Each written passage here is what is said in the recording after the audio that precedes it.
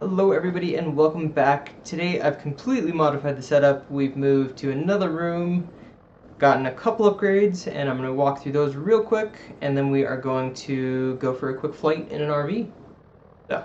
So the latest addition is this nice little screen up top. If you compare the screen of what I can see and the screen of what's being recorded, there's quite a lot more on the field of view. Hopefully this will allow me to actually get a better field of view more similar to what you actually see in the real world. Other than that, everything is pretty much the same. Throttle quadrant, yoke, yeah, pretty much the same. So let's hop back in and go for a flight. I basically just screwed a 2x6 into the desk and put my throttle quadrant on top of it. It works pretty well. So let's take a look around. I think I just literally head out to the left and there's a runway right there. So let's take a gander. A little bit of airflow over the prop, over the tail. I can actually taxi straight ahead. I increased the quality of the textures and this machine is significantly more powerful, but it has definitely screwed up the Air Force Academy. It is not very friendly to these textures. The Air Force Academy is not like this. But it makes taxing interesting to say the least. Ooh, good lord. Ground loop it down a hill? Yeah. That's exactly how it works. Nope. The Academy is not that violent. But we're going to take this runway, which appears to just be painted on because the textures are a little too violent. It's not this way in real life. We'll see if the new flight sim from Microsoft does this any better. Makes runways actually flat. Alright, we're going to do a blind takeoff. No idea what's over there. Tailwind of 0 knots, roughly. That's a good sign. We don't really have a tailwind. Don't really have any wind. So I can't see what's in front of us. Oof, a bump. Ooh, a big bump. Tail is up, I can see. This runway is tiny. 60 knots. Let's give her a little bit of back pressure. There's not a cornfield here. Looks like we got a 7-knot quartering tailwind, which is probably the worst thing you can have in an RV. Turning way too low. And we are gonna go look for saw and some of the other points. Depending on what we find, we might just head over to Colorado Springs, land there. We are gonna go a little more lean. Don't need to be burning 14 gallons an hour. There should be a school down here somewhere. We lost just a bit of power there. That's peak. It's 11 gallons an hour. Quite a bit. Engine temperatures all look good. We're on the high end of everything. We're going to pull back just a smidgen. Bring it back to 9 gallons an hour. And we're looking for a school which marks the boundary. One of the waypoints that the Air Force Academy uses as an entry and exit point. I don't see it though. Could also be because I haven't flown to look for it enough, but who knows? It's probably over there in those hills that you guys can't see. I'm gonna have to pull up my charts and look, but I don't currently have them, so we're gonna increase the rest of our power, get back those 3 or so knots. The display is not really accurate. It says that we're flying level, but we're also climbing at 1,000 feet, so yeah. We're actually going to level off and begin a small descent Pattern altitude is going to be, let's see, 6,100 for Colorado Springs, 900 for pattern altitude, so we're going to go to 7,000 and plus 500 for the overhead brake. So we're going to go in at 7,500. We do need to descend a little bit. I am glad I bumped up all the textures. They are much nicer in better resolution. I'm not sure if they're accurate. I'll have to actually check later. But they should be good enough, for now at least. We can do some fun, hopefully accurate-ish flying. Pull some prop. Let's see if that helps us. Our manifold pressure is increasing, our RPM is decreasing.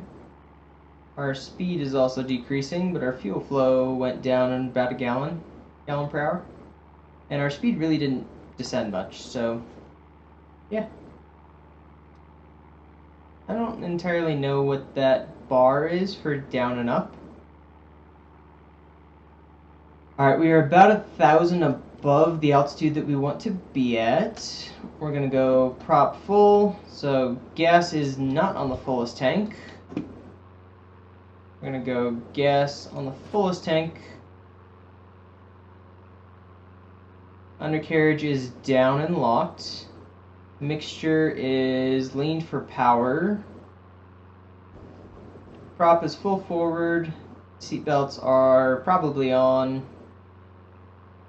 We're going to descend to 76, in for the right-hand overhead brake at 7,500. Coming in pretty quickly. We're going to use both the map and the additional screen space that I have to figure out where we are, when we need to brake, and what we need to do next. The first thing, 7,500 feet. In for the overhead brake, do not exceed VNE. There's 7,500. Going for our precision.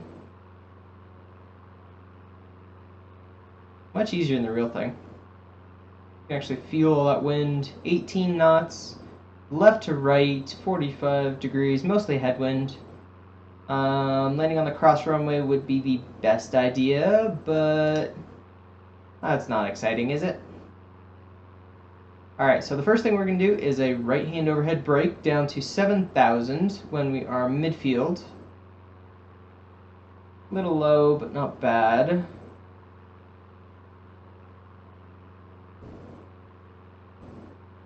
Alright, that is roughly midfield. We are going to bring power out. Full G's. Nope, that's prop.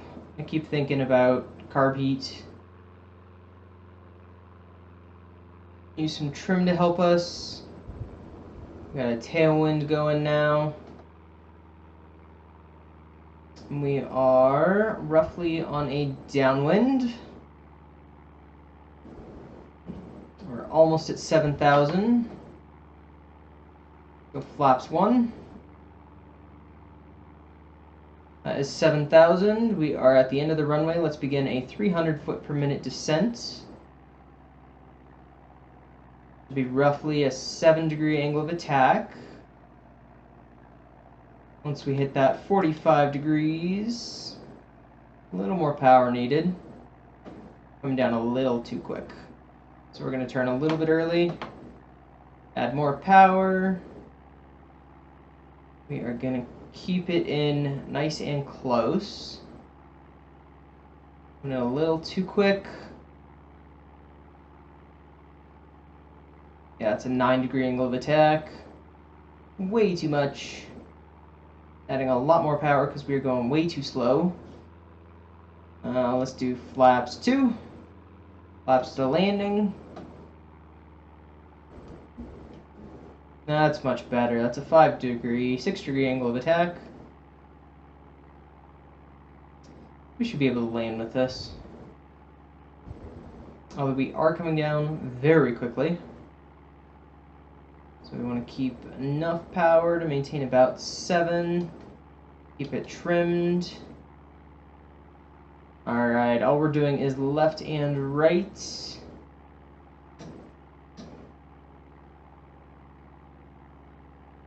Coming into the flare. Pulling power, flaring. We are on the runway.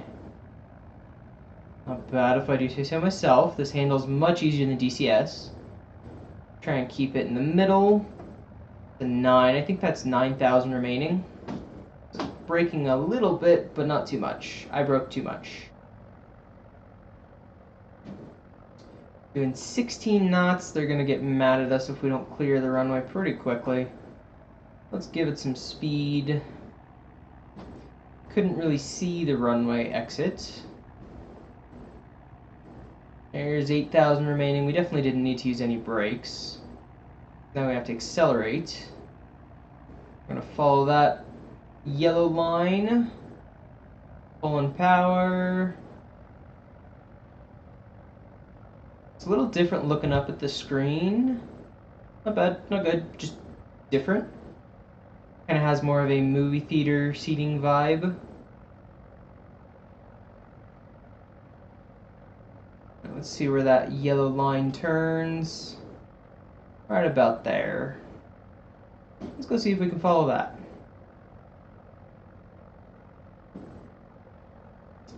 And we're going to follow that yellow line. Hopefully we're doing decently at it.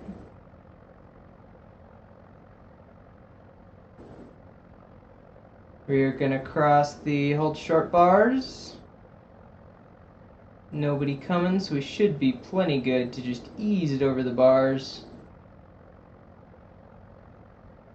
And we're over. Before we pull into the taxiway, let's stop here.